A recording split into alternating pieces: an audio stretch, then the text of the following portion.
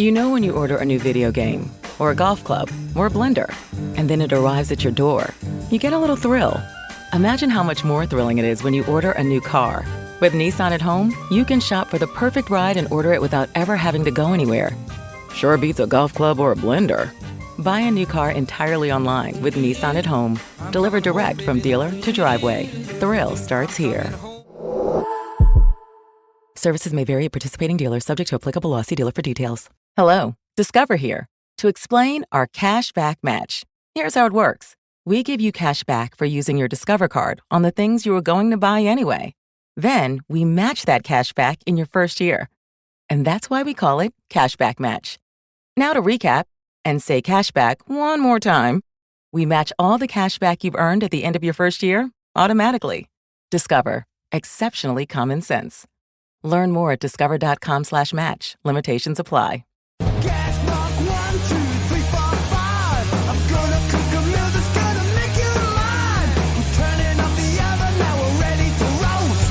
When you touch me, honey, you'll love it the most. Come on and put me in your loving shoe. Welcome to another Britflicks.com podcast. My name's Stuart Wright, and today's guest is author Cathi Unsworth. Welcome to the show. Hello, Stuart. Thank you for having me. The route to this podcast started with my interview with Nick Tripolo, who, after I'd interviewed him, put a link up to your book being reissued, Bad Penny Blues. So I liked the sound of it. I got it. I loved it. And then I did the internet thing of saying hello on social media to you. And thankfully, here we are. I'm not a weirdo chasing people over the internet. I am just a podcast host looking for interesting people to talk to. But it's quite an honour to be recommended by Nick Tripolo as well, because he's such a brilliant writer himself, and you know his books are all brilliant, and his biography of Ted Lewis is just a masterwork. It is, and like I said to him at the time, it's sort of one of the things where I'm embarrassed to not know who he is, but obviously that's the reason he wrote the book, is that not enough people do know who he is. Yeah, and took 9 years to do it as well. What dedication is that? It's interesting that he moved north, and somebody said you should write a book about him. It's like, well, why hasn't you think yourself? Why has nobody else done it while I've been living somewhere else? Because it was waiting for him to move to the exact place where Ted came from. I think it's fate. Indeed. Yeah, I didn't know at the time when I got your book that this was a reissue, and there's a beautiful forward by Greil Marcus.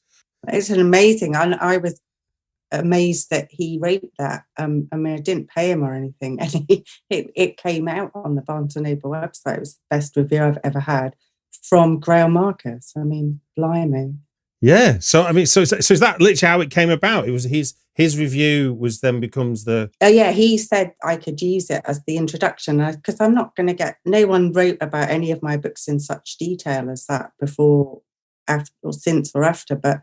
The fact that it was him doing it was amazing to me. Obviously, coming from a music journalist background, I'd read his stuff, and I love the way that he makes connections between everything that's going on in the pop culture around the music, and how the music affects it, and how the times are affected by pop culture. And I guess that's what I was trying to do in Bad Penny Blues, or certainly how I built my world up in Bad Penny Blues was from pop culture, really. And the films that we're going to talk about had a huge part in that. Yeah, so Bad Penny Blues is a fictional retelling of an unsolved murder or series of murders that happened in London. Do you want to give the listener a brief synopsis as to what the book is about from your point of view? Yeah, it was I read a very troubling book called Jack of Jumps by David Seabrook, which was about this case that began, well, it could have begun in 1959 and ended in 1965. There was eight women were murdered and attributed to the same serial killer. They were all working girls, and they all lived and or worked around Ladbroke Grove, which is where I've lived for over 30 years now. And reading this book was a kind of revelation to me, because I thought I knew this place, but there was so much I didn't know, and that the fact that all these women had been vanished. The crime was never solved, I should say this. Women were killed in a really degrading and awful way. The main sequence of them, the first two one in 1959 and one in 1963.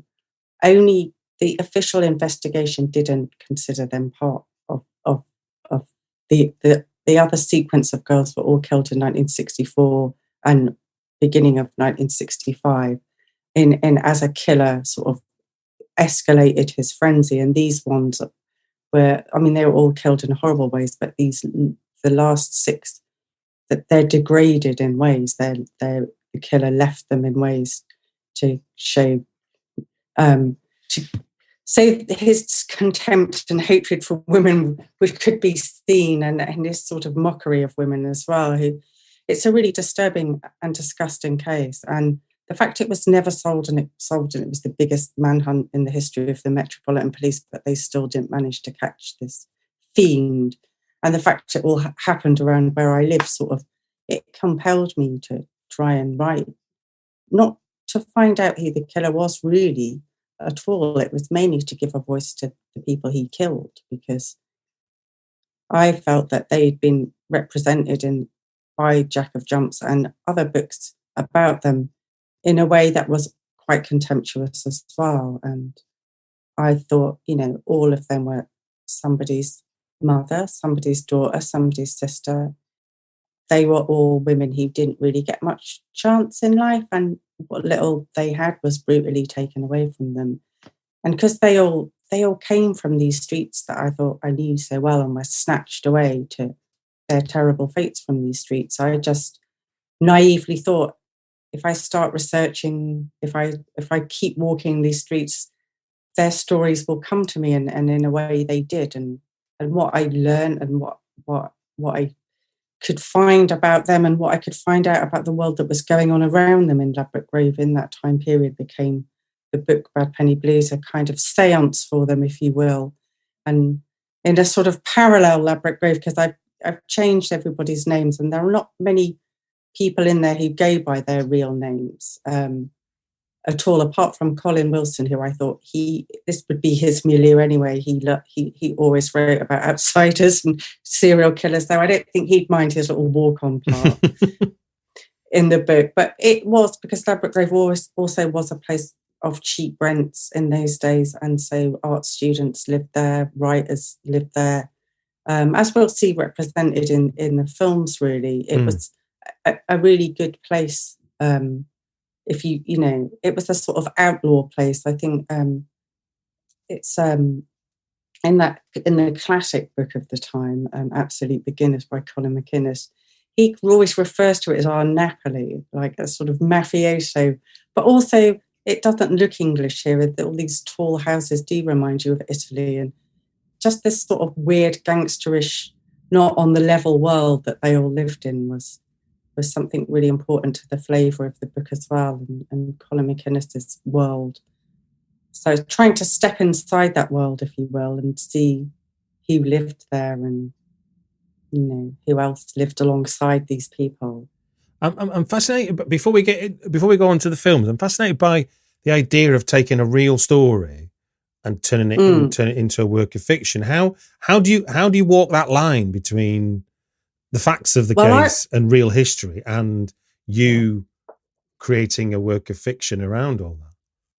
Well, I really was inspired by David Peace's Red Riding books, and I talked to him a lot about how he did that. And his basic approach was, he called it method writing, and that's kind of what I did myself. It's basically you read all the newspaper reports you can of the time, and all the books that have been written about that case. But you don't just do that. You watch all the films that were popular at the time, as much TV as you can. You read the contemporary pulp paperbacks. You look at old magazines. You look at the fashions. You kind of, as we'll talk about the pop artists, as the pop artists built some of their work up from collages, snapshots, you sort of keep doing this until eventually you suddenly find yourself in the world, and it feels like you've stepped into that world when you started writing.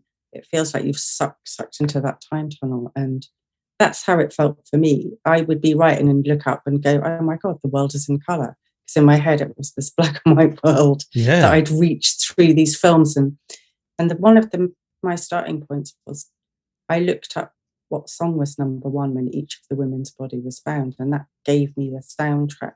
And when I could hear, because don't you think singles particularly, well, all records are time tunnels anyway. Yeah.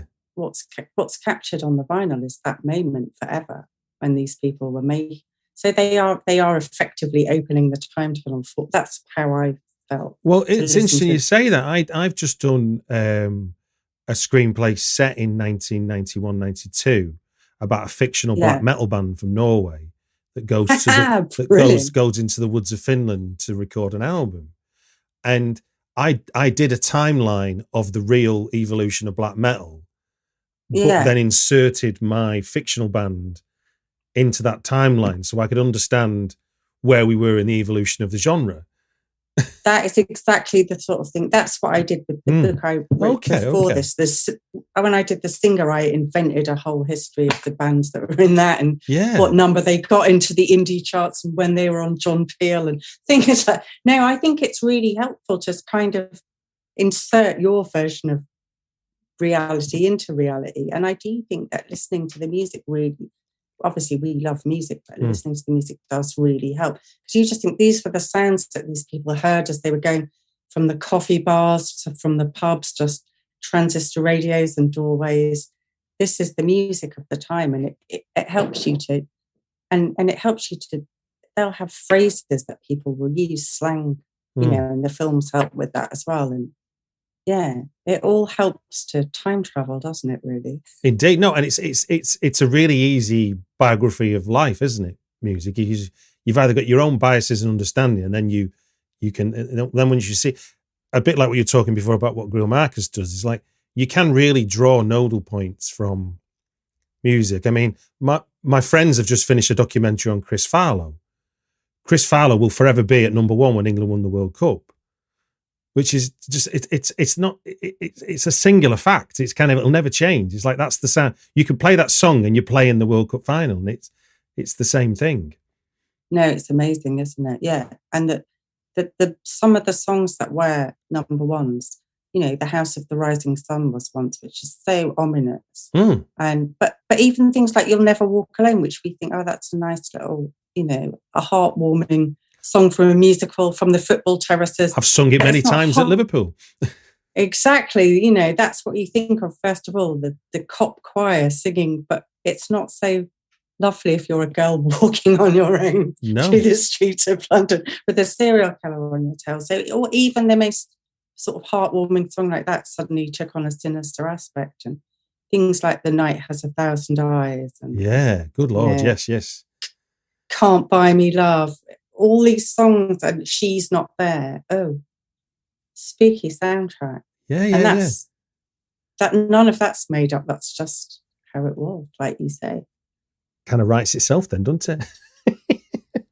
Yeah, it does. Now, when I asked this of documentarians when they come on, but obviously it's a book, but you've done obviously a lot of what documentarians would do in terms of your research.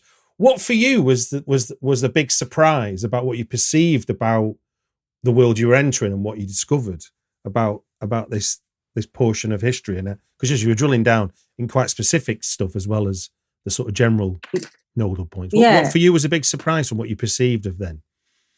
What a really big surprise was how the post-war rebuild sort of destroyed almost as much of the architecture of London as the Luftwaffe had managed during the Blitz, and how the rebuild wasn't so much to do with getting good houses for people who'd been bombed out as it was for property developers to move in and make as much money as they possibly could, which is another subject that hasn't really changed. I think one of the really scary resonances about this story is that it's all to do with, a lot of the tensions in Ladbroke Grove is obviously, like you alluded to earlier, because the Windrush generation, one of the few landlords who would house them was Peter Rackman, who has gone down in history associated with the Crays and Christine Keeler. But he's the one in the dictionary with the bad name for slum housing, but he was actually the only a Polish Jewish man who had walked across Europe because his family had been killed in half by the Russians and half by the Nazis, was prepared to give these incoming West Indian families, a room in Ladbroke Grove. So that, it scares me now that there's still that whole thing. And this is really resonant in the first film, in Beat Girl, actually. So maybe I should save some of that for that. But how, Grenfell Tower, that housing problem for poor people and how they're treated by the rich people of this borough,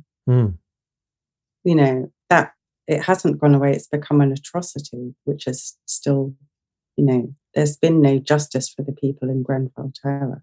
Absolutely, no. In a past life, I've worked in social housing. I'm aware of its failings, and not it's not through trying. It's just through the fact that government policy has got no incentive to build more affordable housing. There is, developers don't need more supply because that brings price down. But it's, for me, that's it's what doesn't. That's the psychogeography. The whole idea of it, the same crimes will go on being repeated in the same way in the same area, and it hasn't stopped here because there is beautiful houses for rich people here, and they literally don't want to see the poor people. That's something that happened. So you asked me something that surprised me, and that I suppose it's a shock, but maybe it isn't a surprise because it's just the same thing that's always afflicted. Well, I watched the Yorkshire Ripper documentary on Netflix a couple of weeks ago, which is a while after I've read your book, and it's interesting, the parallels between the police's response to prostitutes being killed in that, and obviously what you're recording in your book. It's sort of and that you think there's 20 odd years between those two. Sorry, there's 15 years, isn't there, between the murders, and yet nothing has advanced at all with how the police were. And you recently, I forget the author's name, the 5 women, the book about victims of Jack the Ripper, where for the first time somebody had decided that let's stop making Jack the Ripper famous. Let's actually recall the women's lives. Yeah. It's, I think that for me, that's the kind of the opening stuff for me, is that once we start looking at who dies, and we begin to see it's the real horror of murder, as opposed to just a headline on the news that somebody's died, and isn't it a shame? And then somebody will give them a tag which is meant to make the death less of a problem, kind of thing. No, it's like my hero of crime fiction, Derek Raymond, said he wanted to lift the carpet and show you exactly what was in there, in more sweary terms than that, he put it.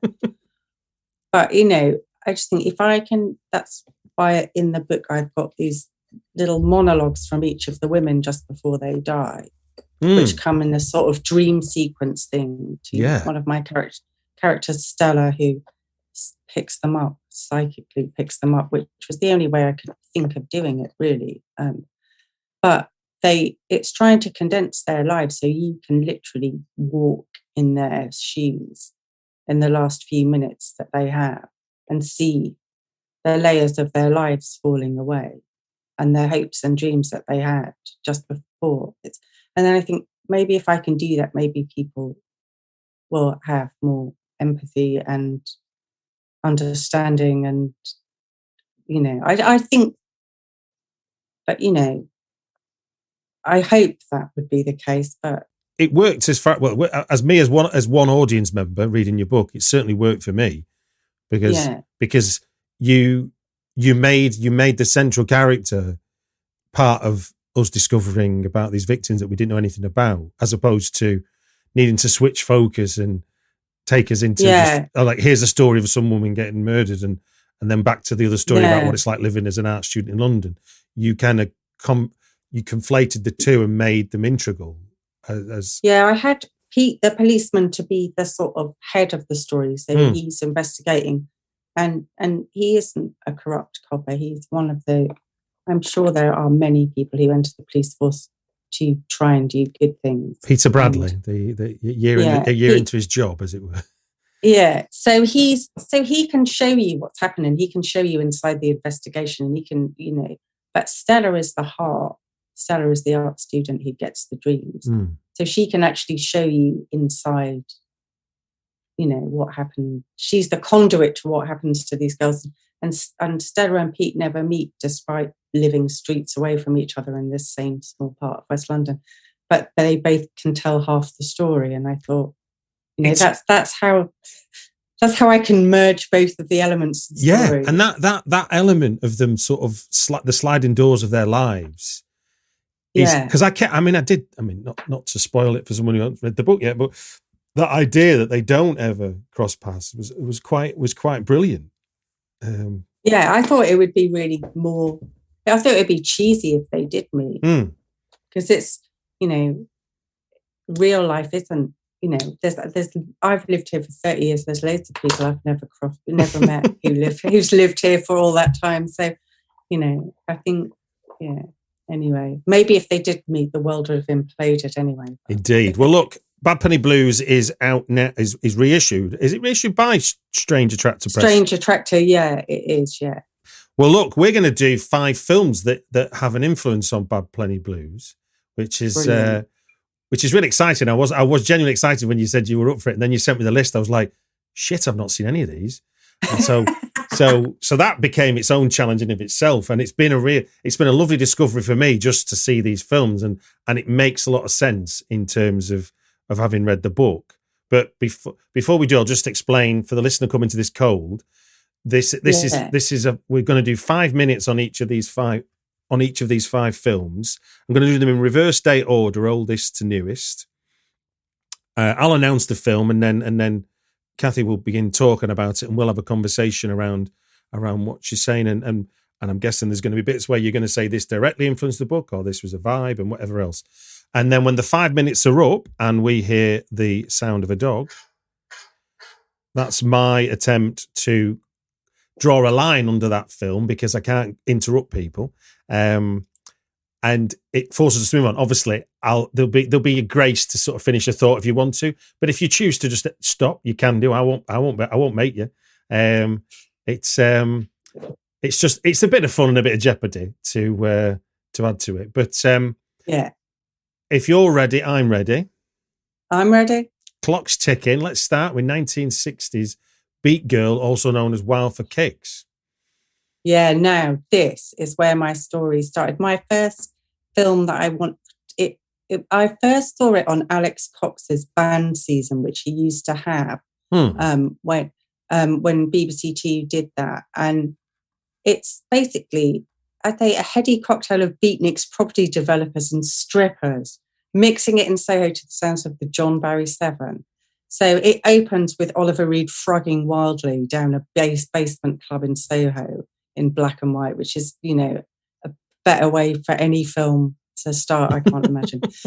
But basically the central character in my book, I've got a Jenny, who is this blonde girl that I cooked her up from somewhere, and I thought part of her, she is basically in my book, she's like the femme fatale, but there's so much mystery to her. But she started off as being Jenny Linden in Beat Girl, who was played by Gillian Hills, who was known as the English Bardot, but her character, really interestingly, her father in the film is an architect, and he's busy constructing this sort of City 2000, he calls it. An awful vision. My goodness. A horrible, brutalist vision from while he's living in a mansion in Kensington. And so much of my story is about the sort of the rebuilding in the post-war years and the interests that architects had in that. That she sort of merges with Pauline Beatty, who we'll come to later. But that was although I love all the sort of teenage kicks bit of this film with Beat Girl and her friends, who include Shirley Ann Field and Adam Faith, as well as Oliver Reed, and their exploits, that I do think that Stanley Kubrick probably had a little gander at this film, because some of the things they do, like when they're playing chicken on the railway line, you can see a bit of that in the Droogs in Clockwork Orange, some of the racing through the countryside. Yeah, almost the same. So, and there's also a brilliant bit with Christopher Lee's strip club in Soho, where Beat Girl wants to be a stripper and she auditions, and Christopher Lee is really sinister in this. And he's a right bastard, Christopher Lee. He is a right bastard. You wanted to see me? There was a young girl in here last night, seeing Greta. And? Leave her alone. Oh. May I ask who you are?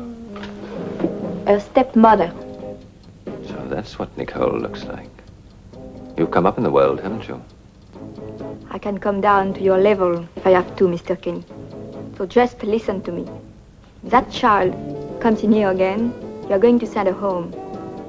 And if I don't? I'll tell my husband. We'll go straight to the police. But my friend Max had this brilliant, Max Descharnay, he had this brilliant story of how Christopher Lee was simultaneously filming this film and a film called Too Hot to Handle with Jane Mansfield on sound stages next to each other. No. And in one, he was a strip club owner in both, and in one film he had a pencil moustache and the other he didn't. And that's how he could differentiate between which strip club owner he was playing. And Max said he did interview him about this once. Dear boy, yes, you're right. I did do that. So, that is phenomenal. Yeah.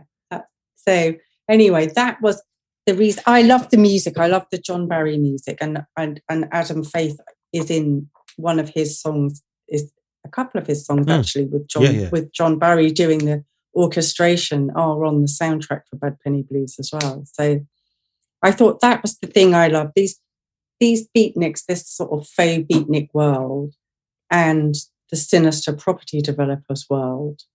The existential crisis of the young beatniks didn't make a whole lot of sense.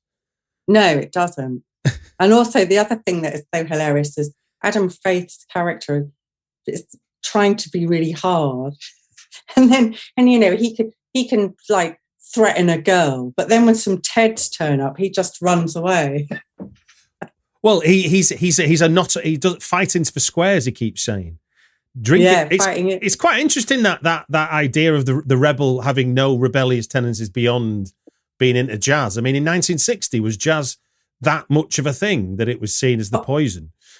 Well, there were jazz wars. I know that there were jazz wars between the trads and the beatniks, and this is Colin McInnes sort of goes into this, but there's also this brilliant book called Baron's Court All Change by Terry, I'll think of his name in a minute, but it recently got reissued by Five Leaves Publishing, and this was the book that Colin McInnes got totally into when he did Absolute Beginners, and it talks about these trad wars that they had in Soho between the old school beatniks and the nouveau existentialist mods.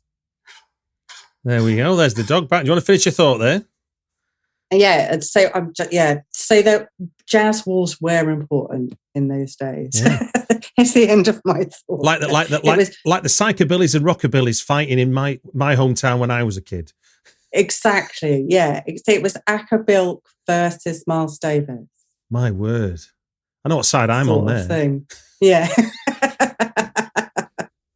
Now the next one is a I guess you would call it a reality TV show in today's parlance, but this is quite a piece of work. This is Pop Goes the Easel, directed by Ken Russell and featuring four pop artists in it. And I sent it to a friend of mine because I was blown away by it. He's an artist now, and he lectures up at University of Central Lancashire. And he said to me, it's funny, it's sort of fake early establishment marketing of a fabricated English pop art scene. And I thought, that's amazing. I hadn't even thought about it that way before. But do you want to talk about its influence on you and your book? Yeah, well, the reason I really got into this was because as I was writing this Jenny character, and as I say, she started off being Jenny from Beat Girl with her architect dad. Then a friend of mine called Dave Knight, who is a brilliant musician. Yeah. And really interested in art, actually. He said, I started telling him about this, and he went, it's not Jenny from Beat Girl, it's Pauline Bailey.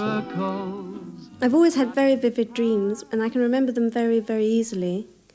And I've used the kind of atmosphere of the dreams in my collages. I think there are two things about this. And one is that I often take the moment before something has actually happened, and you don't know if it's going to be terrible or it might be very funny. The other thing is that something very extraordinary is actually happening, and yet everyone around isn't taking any notice of it at all. And I didn't even know who Pauline Boaty was. And he gave me a CD back in the days when he ripped CDs off. And it's somebody had posted a whole book about Pauline Boaty that they'd written online and couldn't at the time get it published.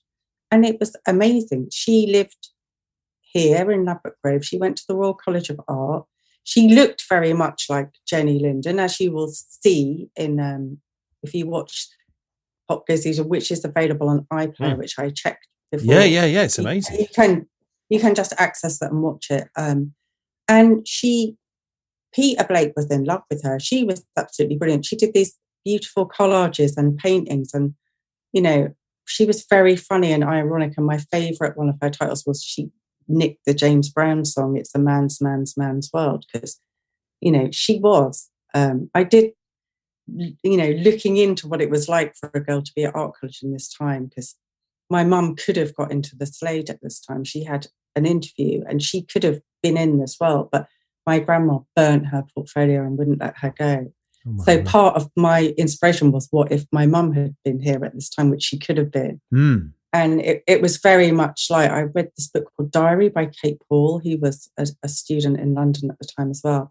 And one of her tutors said, all you girls are here just to be a bit of entertaining fluff on the arms of the serious male artists. My word. And this is perhaps why we don't remember Pauline Boaty as much as we remember Peter Blake or Derek Bacher, who are also in this documentary. But also, the other really tragic thing is, because Pauline Boaty died when she was only 26, she got a rare form of leukemia while she was pregnant, so she couldn't have any treatment, and she died. Good Lord. So she's this beautiful, tragic woman. And I'm sure the bit that you probably enjoyed the most from watching the film was seeing them frogging wildly in the basement jazz cellar with David Hockney. David and Hockney. Her lovely and her lovely smile when she dances, she's just so beautiful, and she lights up we can see while they're all. And the other, so I found out about her. The more I found out about her, the weirder it got. The house where she lived literally backs onto the house where I live here. No. So she lived in the house directly behind me. And she was also part of a campaign against the post-war rebuild, these anti-uglies. She was one of the leaders of this campaign, and they went and picketed all these new buildings that were going up. And one of them was Kensington Town Hall, which was underneath where one of the victims was found. Yeah. Serial killer became a dump site for her. And so she was, like, at the same time, she and John Betjeman, who also did a big campaign against this, they managed to save quite big areas of London from being knocked down and turned into City 2000. So there again is another really strange parallel between that I didn't know when I started writing. Yeah. But which came to me. It is amazing, isn't it? When you put your radar onto something, what other signals you pick up that you just couldn't imagine. And that idea of the house backing on the part of the campaign to stop the redevelopment happening. And I had also had this other weird experience that after I'd found all this out, I was walking down Westbourne Grove one day and I saw this load of people with big placards, like a 50s style protest, and it said "No More Ugly" on the placard.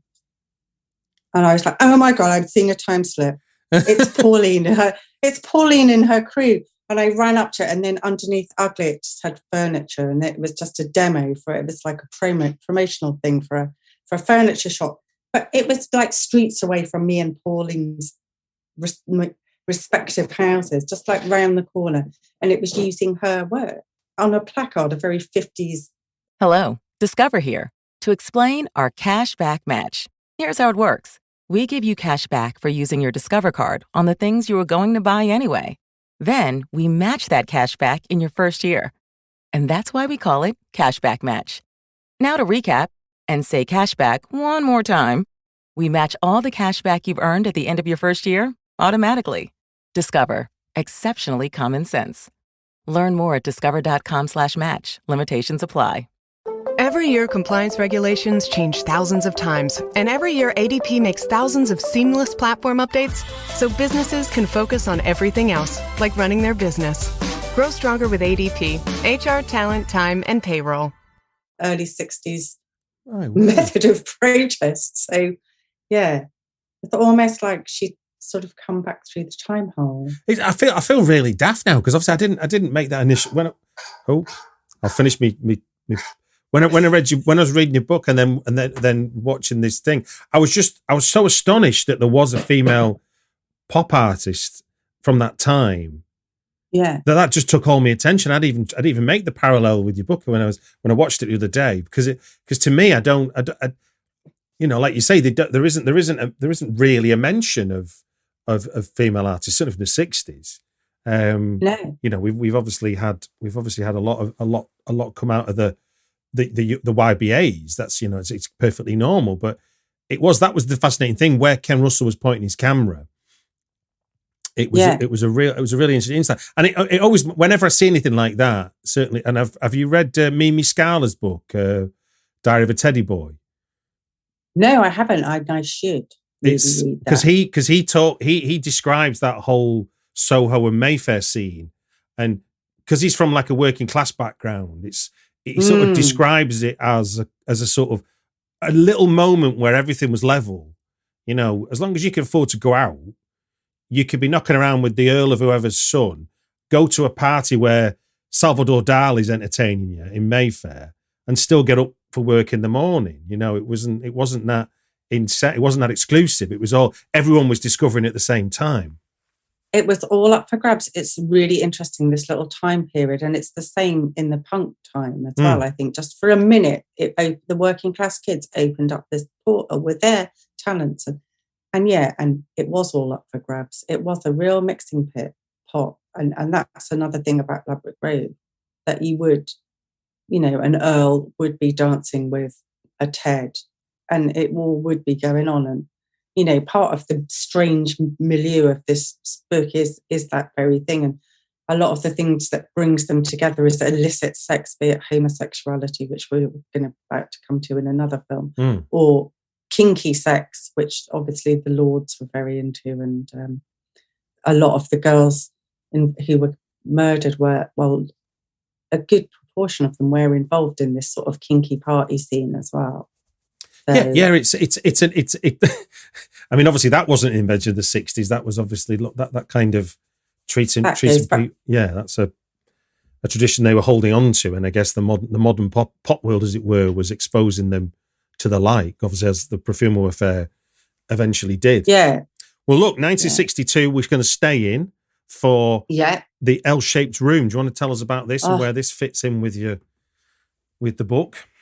This is an amazing adaptation of Lynn Reed Banks' amazing novel by Brian Forbes, who is my favourite director of this period, and I think is really unjustly neglected in the canon of, of these films from this time, which is a really fertile period for British cinema history anyway. But Saturday Night and Sunday Morning always gets talked about. Taste of Honey always gets talked about. Brian Forbes' films, not so much, and I don't really know why, because they're all really beautiful. But this one in particular, Lynn Reed Banks' novel is brilliant, but strangely enough, even though I did get to meet her, I had the really good fortune, because I wrote about this book for a book called London Fictions, and we had a little do, and she came, which was she's sitting right in front of me. But she did, and she really enjoyed what I wrote about her book, thank God, and it was a real honour to meet her. But she did say that the book, although it was inspired by a house she went to in Ladbroke Grove, which was a quite notorious house where Colin Wilson lived with Laura Del Rivo, another great novelist from this period, and where the two fighting up Roberts, Colleen and McBride, the two Scottish artists who were legends of Soho, they'd all lived there, and so had the actor Dudley Sutton. So a lot of it was inspired by that, but she actually set it in Fulham, in North End Road. But Brian Forbes took it back to Ladbroke Grove. Give over, I'm stopping it all. Just behave yourself. Hey, what's up? What's the matter with you? Got to have a giggle on Christmas Day, ain't you? Ain't that right, Sonia? Just a minute, dear. We're just getting to the interesting part. Yeah, shut up a minute and turn that thing off, place it like a bedlam. Now, don't be stupid. They're watching it. What? Oh, you're watching it, are you, dear? Well, you sit down, Charlie, and act your age. Listen, I was acting my age last night and you didn't grumble, did you, eh? If we shut up in bed, we can see the sea. Are you all right, love? Would you like another one? You're going on a long journey, definitely a journey over water, but there's a silver lining at the end of it. Oh, wait a minute, this is interesting. Oh, blimey, come on, let's have a sing song. All right, but not from you. Mavis, you give us a song. Yeah, come on, Mavis. What's that, dear? Well, give us one of your songs. Doris has been telling me. No, I couldn't do that now. Of course dear. you could. I haven't got me props. Well, I'll get them for you. Oh, go on, Mavis. Anything to shut Yeah. us up. Go on, Yes, dear, come tell on, me. Mavis. Don't let the profession down. You really want me to? Of course we do. Do you? Well, all right. I've got to get something first. Now then, who wants another drink before she comes back? Well, I'll have one. Not you. Sonia? How's your glass, dear? I knew there was something I wanted to say. Where's Toby? I haven't seen him. He's lying down, I think. He wasn't feeling very well. What's he got? Morning sickness? Don't mind me, dear. I've had one over the 8. You've had 8 over the 8, you lovely bit of grub at you. Charlie! Well, it's Christmas, isn't it? Ta-da! This is a genius, because this is one of those, they were quite prevalent at the time, sort of boarding house stories where, so in every room is somebody who represents the social mix that we've just been talking about. There's a West Indian jazzer, Johnny. There's an aging thespian, and there's a couple of prostitutes in the basement, and an angry young man writer played by Tom Bell, and the main Leslie Caron's character, who is she's about to become an unmarried mother. She's concealing the fact that she's pregnant, and she's been kicked out of her house because she's not married. And she's going to have the baby, and she goes. The only person who will give her a room is the amazing Avis Bunnage, who is sort of a regular cast member of Brian Forbes's film. This quiet, nasty, northern northern landlady who comes complete with rolling pin, and she has this horrible louse-ridden L-shaped room in this carved up house, but she becomes friends with the jazzer Johnny and Tom Bell, the angry young man, right? And she sort of starts to form a romantic attachment to him, and she basically, in her journey through pregnancy to the baby being born, this becomes her surrogate family, and there's just some really fantastic. It's really moving and beautiful. And Cecily Courtnage, there's a bit in that you can hear at the beginning of The Queen is Dead by the Smiths. Obviously, Morrissey was a big fan of all of these films, and lines from these films make their way into a lot of Smith stuff. And that one starts off with her singing "Take Me Back to Dear Old Blighty," which is what she does on Christmas Day to entertain the troops, and in her army uniform. And yes, I just think it really captures the sort of the hopes and dreams of that time, and like how all these outsiders come together and sort of make friendships out of, maybe they would never have met in any other part of London. And I think that Lynn Reed Banks she didn't quite like the adaptation, because the girl in her book was an English girl, and she, and it was largely to do with her and her father's broken relationship as well. But he just took all that out, and he made Leslie Caron a sort of, a stranger in a strange land as well. But in a way, that makes it better, because they would only, I think, all those characters have come together in that time, in that place. And, there's a brilliant bit in it when they go to see Johnny playing, and it's John Barry doing the music. So there's a brilliant scene in what they would have called a mushroom club, where the West Indian incomers started having these little clubs to raise rent money. Oh no! Go finish your thought. Go on. to raise the money for their Rackman slums, they would have these parties, and they, and got called mushroom clubs or shebeens or blues. And he recreates one of these, and that's my favourite scene in the club. It's brilliant. It starts with Johnny raising up his trumpet to play, and that scene is there's a little homage to that in the Absolute Beginners film. That bit where Johnny picks up his trumpet and you just see into the trumpet, and so that's brilliant as well. That's another Ladbroke Grove link. I think the way you describe it, and this is one of the films I didn't get to see before we spoke, but listening to what you're describing, it's doing that. I think it's something that doesn't happen too often, unfortunately, where we show people who are surviving. Essentially, there's no aspiration to what they're doing; they're surviving. But that isn't a life of misery. Survival is actually a positive thing. If you don't think you deserve anything more, I'm not saying anyone's sort of at their station or anything, but if your lot is that, then going to watch a jazz performance is a bit of joy out of that miserable life. Yeah. And so that becomes how you adding those bits of colour to your life, or going to one of the mushroom club things would have been a little let off from what is the mundanity of what you've got to do. And I think they're important stories, I think, to be telling, because often what we see is very middle class portrayals and points of view of how certainly how London operates. I know, and they're all. I suppose I might be being a bit romantic, but they're all young enough to dream as well. And so Johnny can play jazz, and he is really good at it. And Tom Bell he is writing, and he is good at it. And but that's the other thing that was really sad for me, was that people in my book who had something to go to in London, like they had a place in art college, they arrived and they could come in from the provinces, because no one's really from London in the book. They've all come from elsewhere. They're all incomers and outside.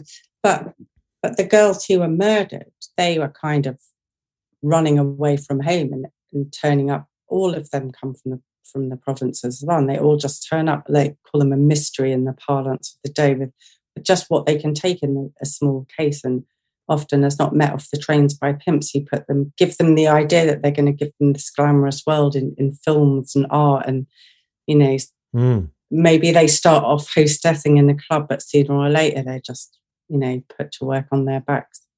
And so that was it was a time of really hope after the war, and society was getting up and running again, and the young people in the Ken Russell film have got such a lot going on for them, and it's so exciting.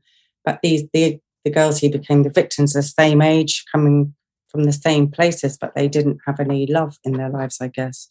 Yeah, no, well, I mean, not nearly as extreme as the difference between the people at art school and the people who were murdered in your story, is that I remember taking my dad down Carnaby Street when we first moved to London 20 years ago. And my dad's from Liverpool, so, he grew up with the Beatles and whatnot. Yeah. And it meant nothing to him. Because, I mean, I'm thinking it's the 60s, it must be important. And it was like, he said, I never came here. Yeah. And it's almost like he probably wouldn't have even seen Carnaby Street probably till the 70s in all reality. No, and also the other thing is that London was such a small world then. And now it's,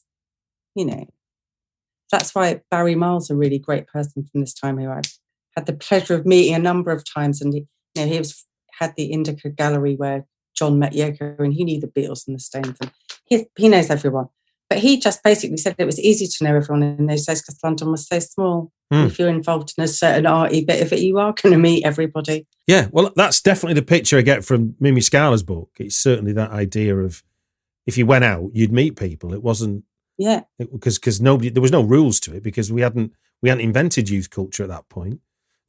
No, and it was all, there was loads of cheap clubs to go to. Nothing cost loads of money, and people were making it up as they went along. Like skiffle is like punk, isn't it? It's like, here's a washboard, here's a bit of string, and a packing crate. Go form a band.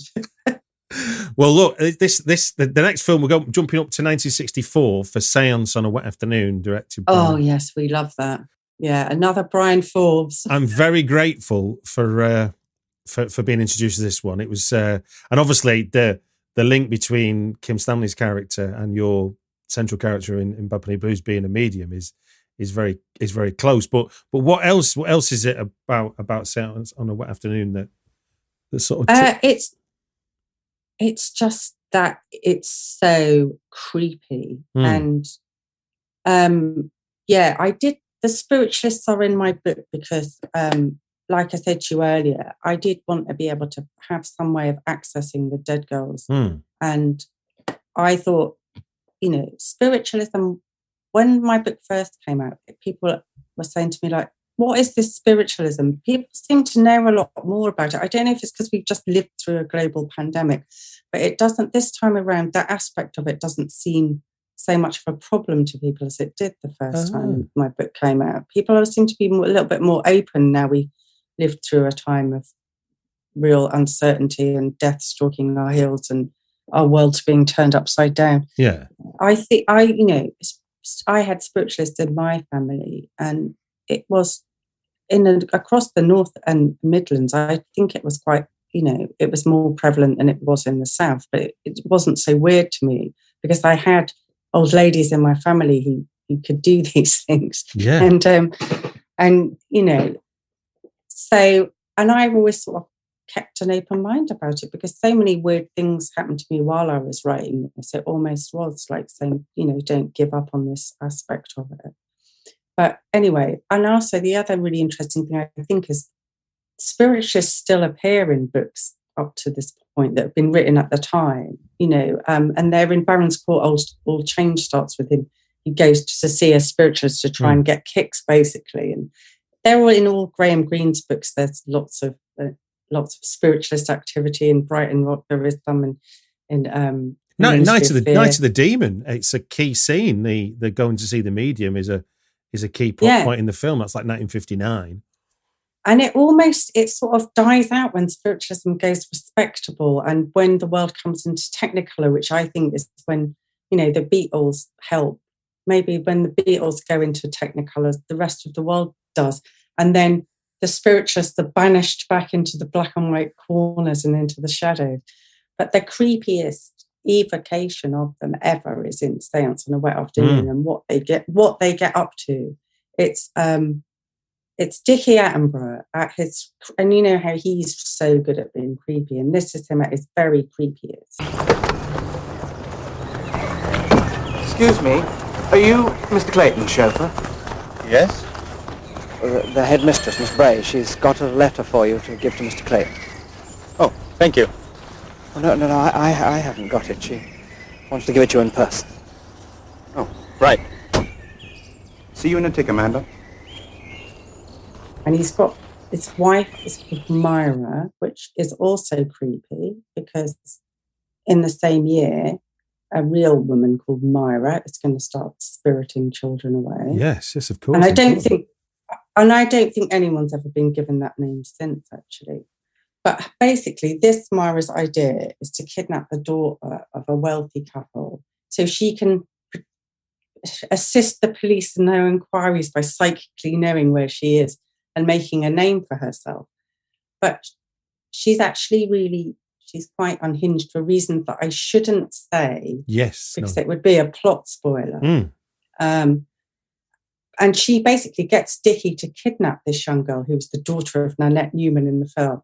And they hold her in their gloomy old house, pretending she's in hospital. That she did the abduction scene is palm-drenchingly, and it is for Dickie as well, because he knows he's doing wrong.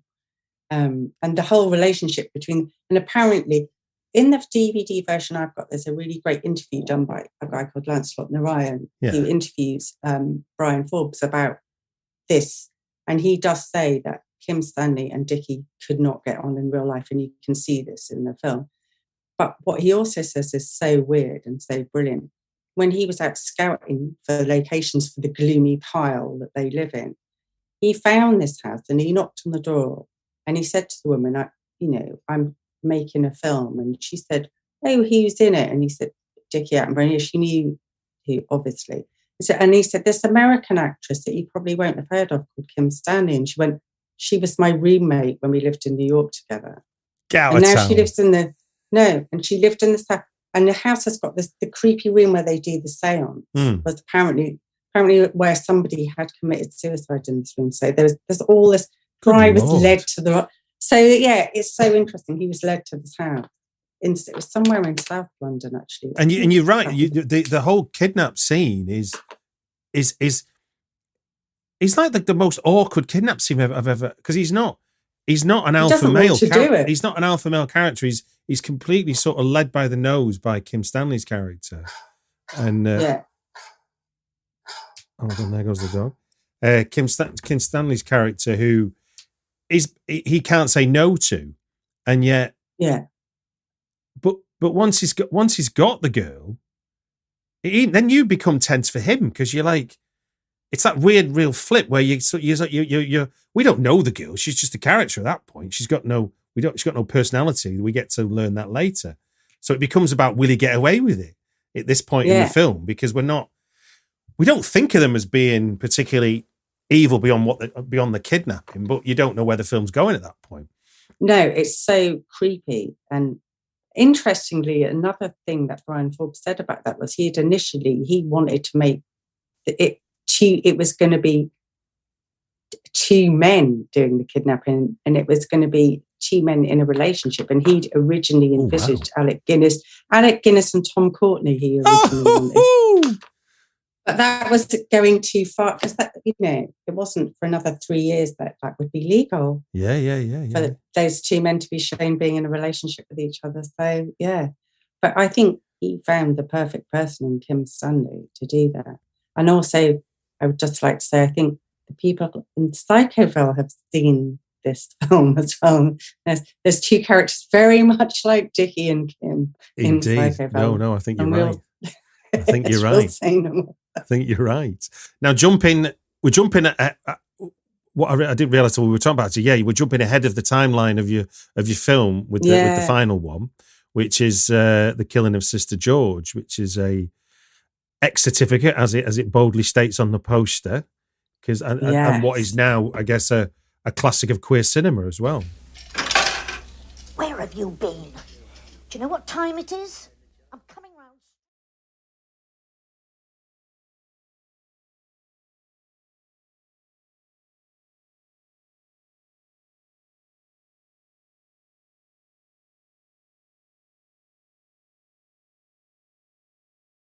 This film is in here is mainly because Robert Aldrich, God knows how, but he did. He got into one of London's most legendary sort of under-the-counter night spots that you could only have known about if you were a part of a certain world, which was the Gateways Club in Chelsea.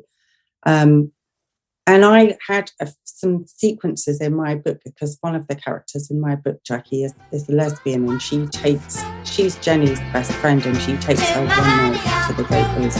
This amazing place where when you go down there, it looks like it's half full of Reg and Ron style gangsters and half full of Lana Turner style film style. And you have to look again to realise they're all women. You do. I did look again.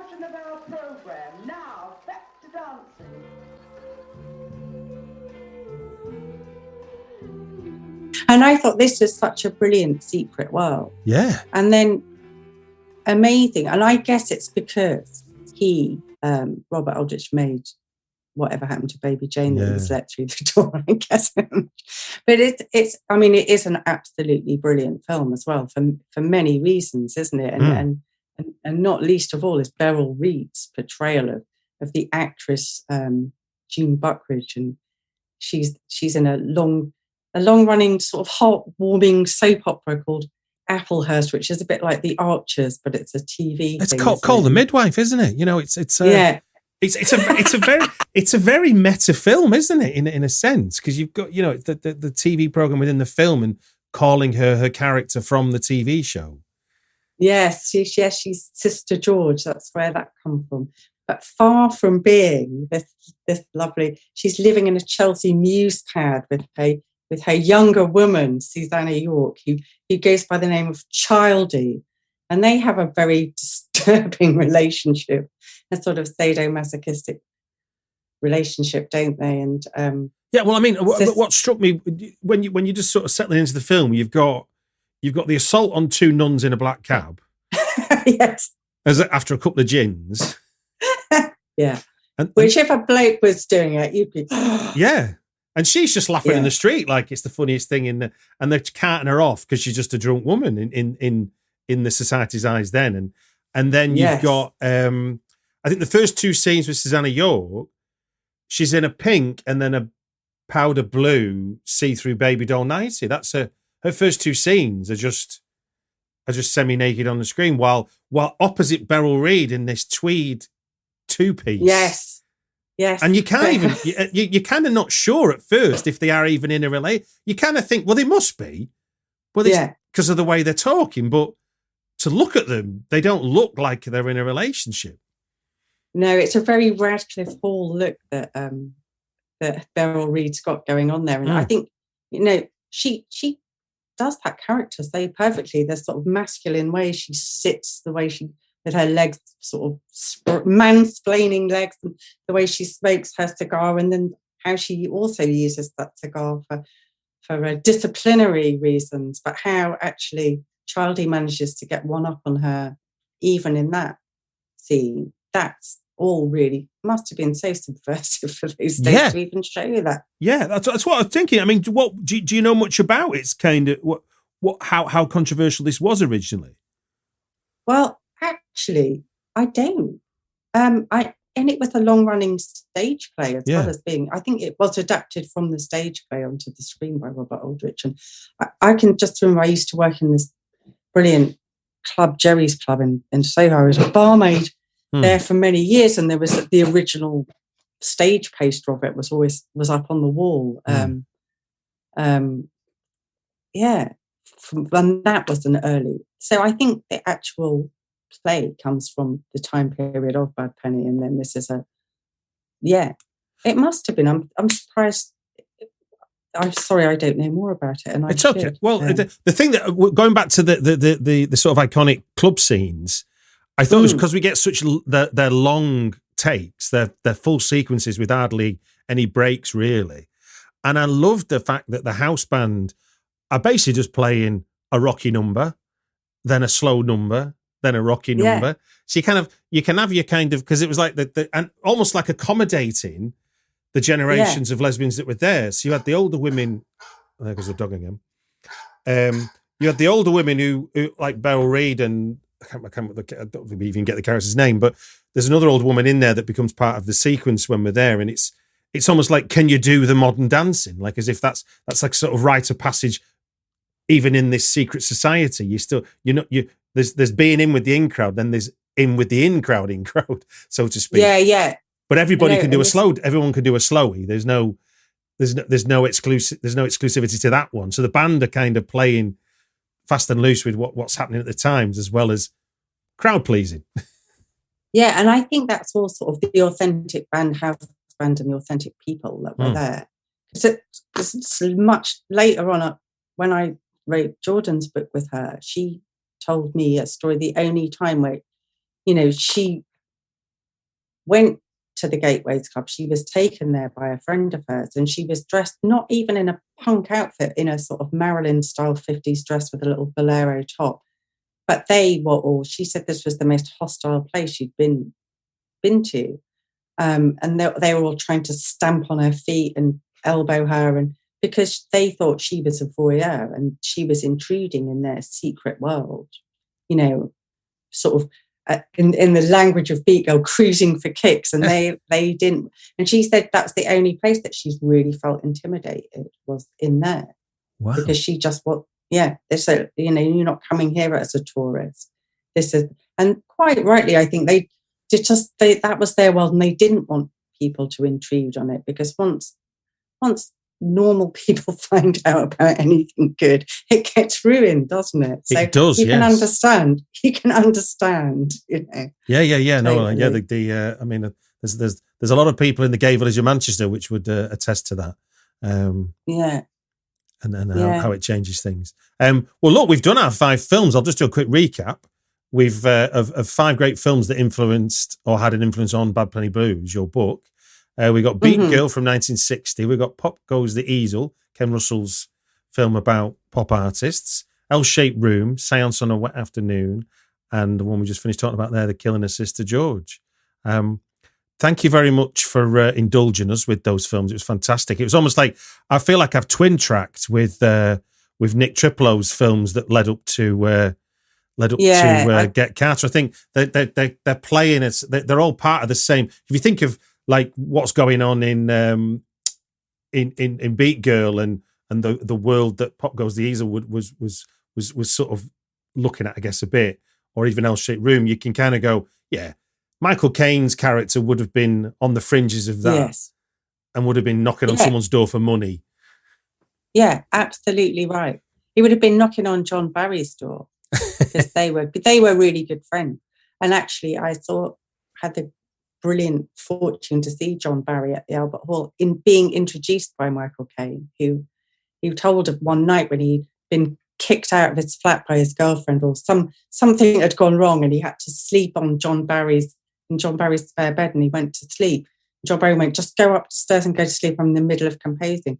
And as he fell asleep, he was listening. John Barry was just composing the Thunderball Suite at the time.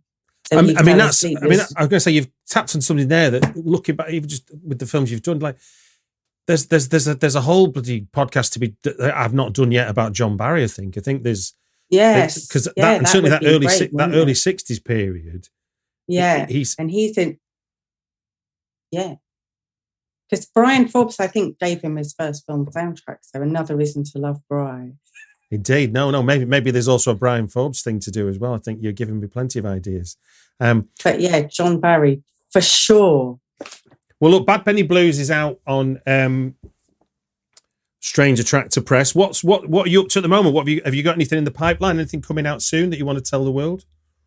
I can't tell the world what I'm doing at the moment because it's top secret, but I am beavering away on something, and hopefully that will see the light in due course. Strange Attractor are going to republish my book Weirdo next, which is which will be good, but that probably won't be till next year or the year after.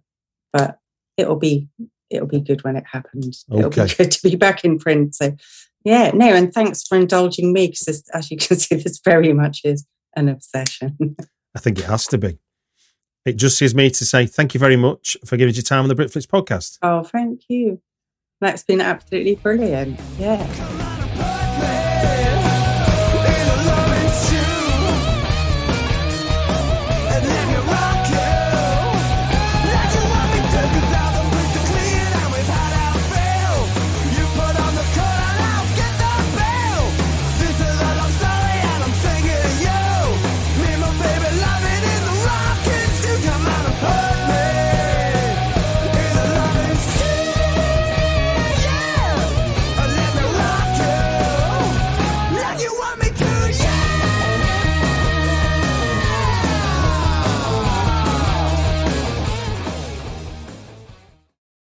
Hello, this is Discover, and we take customer service very seriously. We know that if you have a question or concern about your credit card, that's a serious matter, and you need to talk to a real person about it. So we offer around-the-clock access to seriously talented representatives in the USA. Again, it's a serious endeavor. The only funny thing about it is Bob. If you call us and Bob answers, you're in for a treat. Get 100% US-based customer service and talk to a real person day or night. Discover. Exceptionally common sense. You know when you order a new video game, or a golf club, or a blender, and then it arrives at your door, you get a little thrill. Imagine how much more thrilling it is when you order a new car. With Nissan at home, you can shop for the perfect ride and order it without ever having to go anywhere. Sure beats a golf club or a blender. Buy a new car entirely online with Nissan at Home. Delivered direct from dealer to driveway. Thrill starts here. Services may vary at participating dealers, subject to applicable law. See dealer for details.